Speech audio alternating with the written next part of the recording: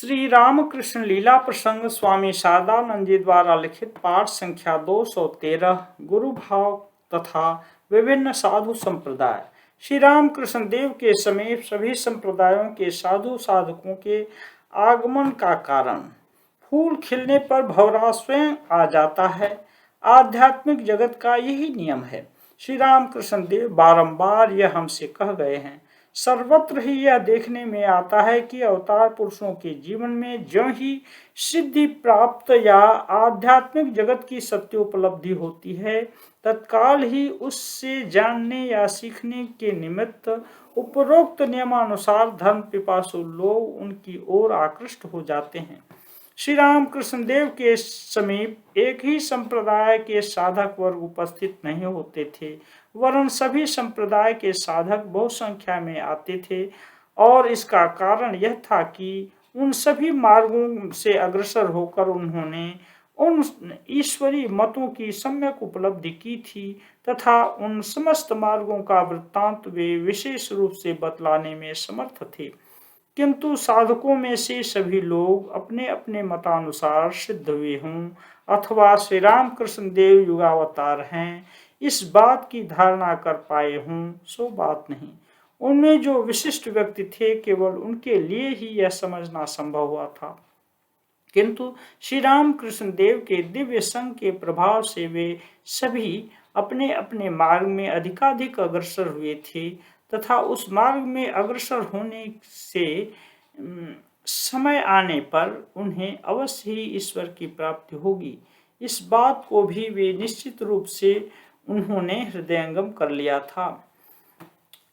यह कहना अनावश्यक है कि अपने अपने मार्ग के संबंध में इस प्रकार विश्वास न रहने के कारण ही धर्म ग्लानि उपस्थित होती है तथा साधक गण अपने जीवन में धर्म की उपलब्धि नहीं कर पाते।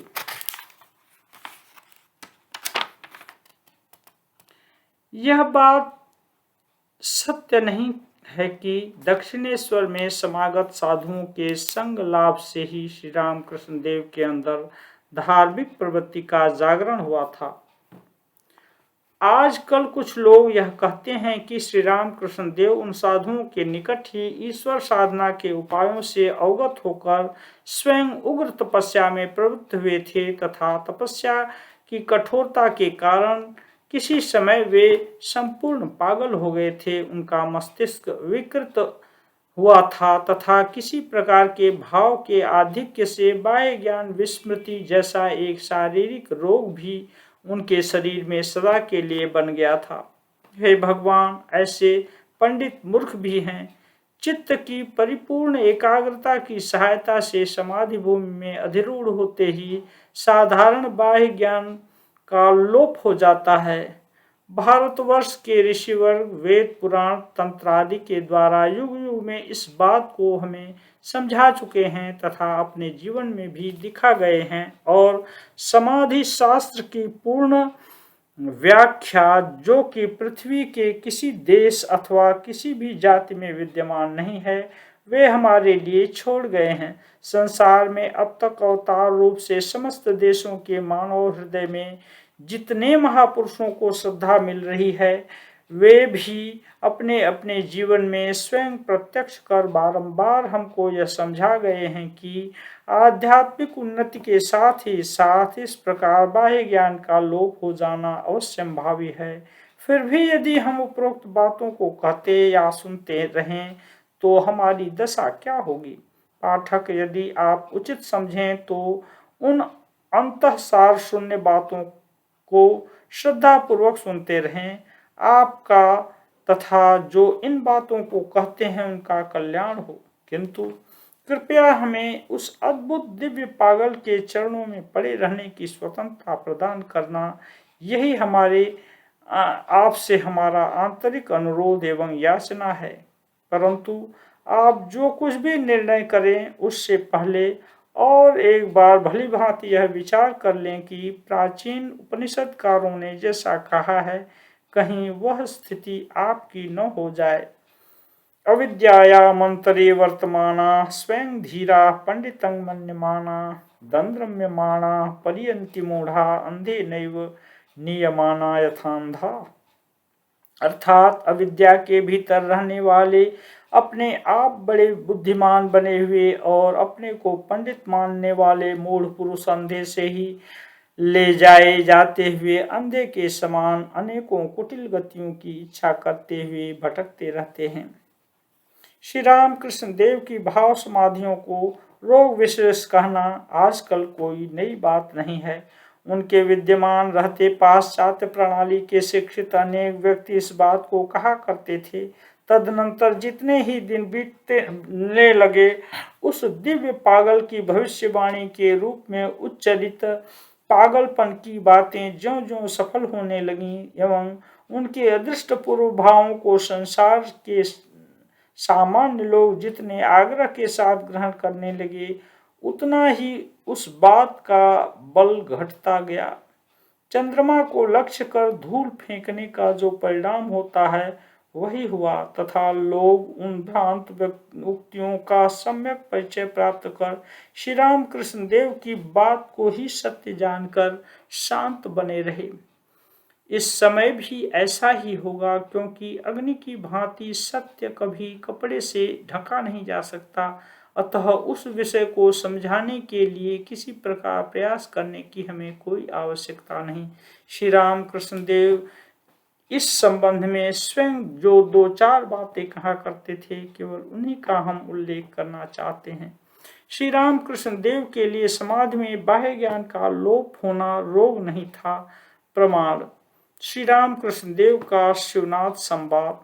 साधारण ब्राह्म समाज के आचार्यों में से श्रद्धास्पद श्री शिवनाथ शास्त्री उस समय श्री राम कृष्ण देव की भाव समाधि को स्नायुविक विकार जनित कोई रोग विशेष, हिस्टीरिया और इपिलेप्टिक फिट्स कहकर हम लोगों में से किसी किसी के समीप निर्देश किया करते थे एवं साथ ही साथ वह अभिमत भी प्रकट करते थे कि जिस तरह सामान्य लोग इस रोग से आक्रांत होकर संज्ञाहीन हो जाते हैं, वैसे ही श्री राम कृष्ण देव भी हो जाते हैं। क्रमशः यह बात श्री राम कृष्ण देव के कानों तक पहुंची। बहुत दिन पहले से ही शास्त्री महोदय श्री राम कृष्ण देव के समीप बीच बीच में आते जाते रहते थे। एक दिन जब वे दक्षिणेश्वर आए, तब श्री राम कृष्ण देव उस बात की चर्चा करते हुए शास्त्री महोदय से बोले, अच्छा शिवनाथ, सुनते हैं तुम इस सब को रोग कहा करते हो और कहते हो कि मैं बेहोश हो जाता हूँ। तुम लोग ईंट काठ मिट्टी रुपये पैसे आदि जड़ वस्तुओं में दिन रात चित्त संलग्न रहकर ठीक बने रहे और जिनकी चेतना से यह संसार चैतन्य है, उनका दिन रात चिंतन कर मैं अचेत हो गया। तुम्हारी यह कैसी बुद्धि है? शिवनाथ जी निरुत्तर रहे।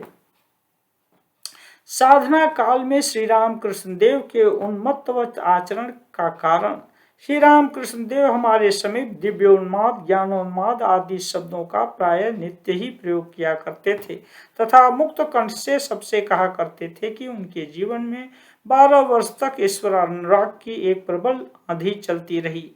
वे कहते थे, आंधी में धूल उड़ने से जैसे सब कुछ एकाकार दिखाई देता है, यह आम का पेड़ है, वह कटहल का है, वह पहचानने की तो बात ही क्या, स्पष्ट प्रतीत तक नहीं होता। मेरी भी ठीक वैसी स्थिति हो गई थी। अच्छा बुरा, निंदा स्तुति, शौच अशौच आदि कुछ भी मैं समझ नहीं पाता था। केवल एक ही चिंतन, एक ही भाव, कैसे उनकी प्राप्ति होगी। मेरे हृदय में सदा सर्वदा वही जागरूक रहता था। लोग कहते थे पागल हो गया है। अस्तु, अब इन चर्चाओं की आवश्यकता नहीं, हम अपने पूर्व वृत्तांत का ही अनुसरण करते हैं। दक्षिणेश्वर में आए हुए साधकों में से किसी किसी ने श्री रामकृष्ण देव से दीक्षा भी ग्रहण की थी, जैसे श्री नारायण शास्त्री जी। श्री रामकृष्ण देव के समीप उस समय दक्षिणेश्वर में जो साधक पंडित आए थे, भक्ति के प्राबल्य से उनमें से कुछ ने उनसे दीक्षा तथा संन्यास तक ग्रहण किया था। पंडित नारायण शास्त्री उनमें से एक थे। श्री रामकृष्ण देव के श्रीमुख से हमने सुना है कि नारायण शास्त्री ने प्राचीन युग के निष्ठावान ब्रह्मचारियों की भांति गुरुगृह में रहकर लगातार 25 वर्ष पर्यंत स्वाध्याय एवं विभिन्न शास्त्रों का अध्ययन किया था।